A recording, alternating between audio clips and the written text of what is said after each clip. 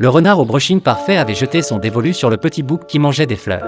Il sortit une petite choucroute verte de son sac, prêt à capturer le petit bouc.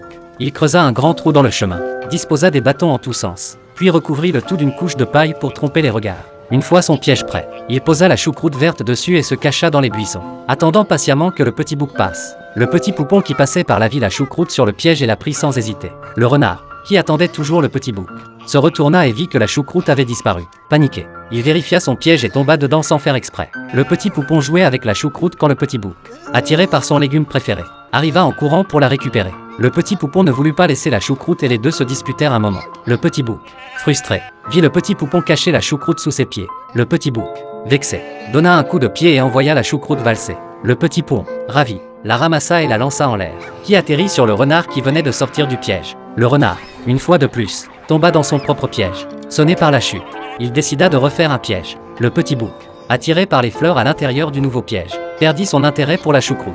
Le petit poupon, en revanche, était fasciné. Le renard, en plein effort pour tendre son piège, fut surpris quand la choucroute tomba de nouveau. Le petit poupon voulut la ramasser, mais les lianes du piège commençaient à monter. Le renard, effrayé, lutta de toutes ses forces contre le petit poupon. Voyant qu'il allait perdre, il eut l'idée de nouer les lianes autour d'un arbre. Mais le petit poupon fit un faux pas et tira si fort que les lianes s'envolèrent, emportant le renard avec elle. Le petit poupon et le petit bouc furent sauvés. Mais le renard atterrit sur un tas de foin à des kilomètres de là. Il releva sa tête, impeccablement coiffé, et vit un grand lion devant lui.